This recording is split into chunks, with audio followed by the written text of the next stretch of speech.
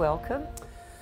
Donald Lynch, how are you, Good. darling? With a name like Matthew Lawrence Hayden, very good Catholic names. Tell us about the Matty Hayden early years. Grew up in Kingaroy on a third-generation peanut farm. Mum teacher, dad primary producer. Yeah, so that was a great life. I mean, playing around the backyard was just incredible. An exceptional mum and dad that, you know, filled us with love, filled us with opportunity, gave us diversity of interests. Obviously, your religion stuck. How did Mum and Dad instill the religion into you in the early years? Well, I had a really interesting introduction, I suppose, to the Catholic faith because two of my uncles were Catholic priests. It was an upbringing, you know, in Catholicism that was very tangible and real because there's nothing that needed to sort of be put on. The church has always got a, like any business, it's like a governance, if you like. It's got its dark places, but it's got its bright lights, and I saw that firsthand in the call-outs that I'd see my uncles, you know, attend. Sure. You know, the opportunities where they would, you know, be in that pastoral care role and be just participating in community life where stuff happens. You know, it's divorces, fatalities, financial crises, you know, times where your faith actually means something to you because it's like your best friend, faith, in a lot of ways. You know, so, you know, I see firsthand, you know, I guess what Christ was trying to say through the Beatitudes, you know, turning all of those thou shalt nots into, you know what, guys, you do this, you're a fair chance that this is a good path to travel. And I see that in other religions as well. All right, you talk about your lovely wife. You've got 3 children. How has family life affected you over the years from, you know, being with the boys, playing cricket and then switching off? Did you find you had to switch off to change to family life?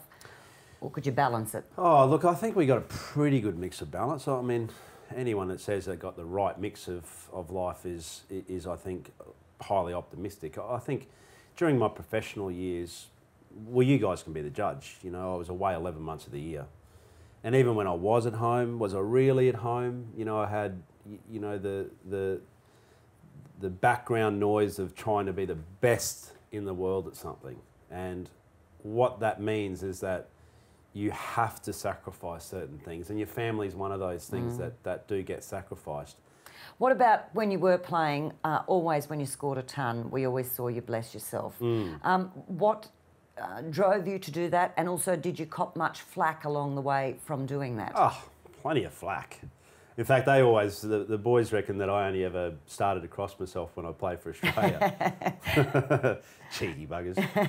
No, but it wasn't just that. You know, like, for example, a routine that myself and Justin Langer have, because he would always take the first ball, is that he'd actually mark the centre line.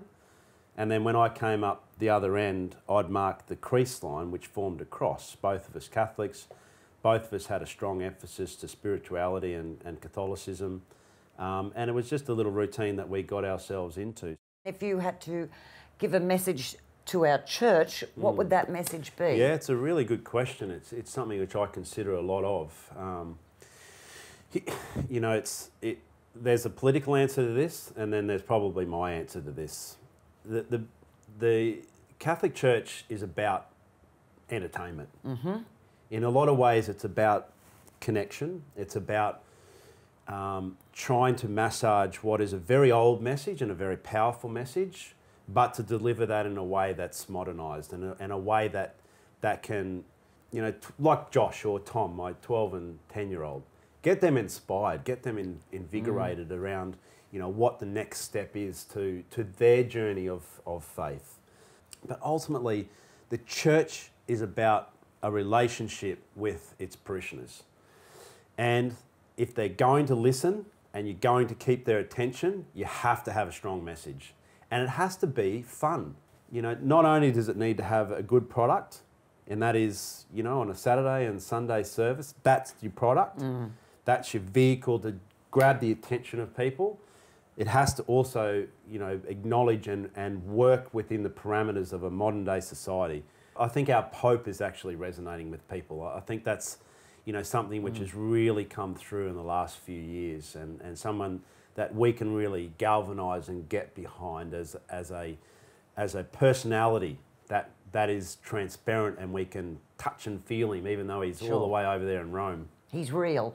He's real, as is the church, you know, as is Christ, as is the Trinity. All right, we are embarking on a summer of cricket. The Poms are on their way. The Hard Questions by Donna Lynch. Yes.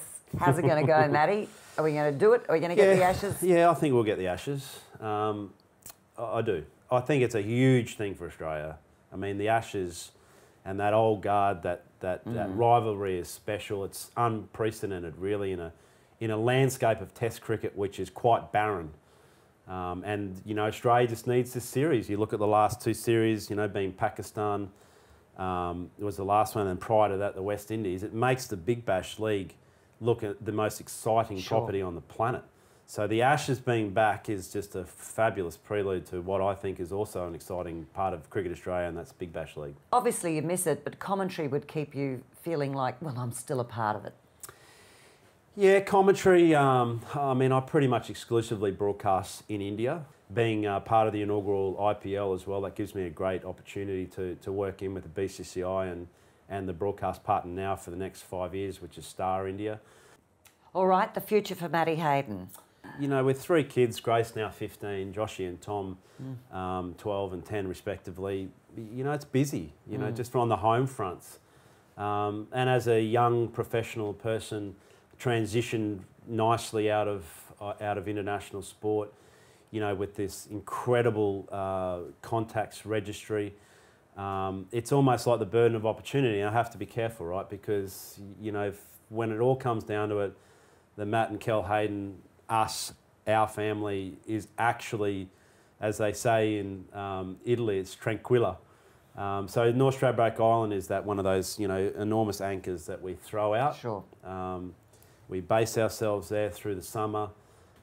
Crash at it right all those years. Haydos is just going to go fishing. And, you know, for me, that's, you know, time of family. Wonderful. All right, thanks for your time. Really appreciate it. Great to catch up, and best of luck. It's always a pleasure. We've been great mates for many years, and it's beautiful to spend some time. Good on you. Thanks.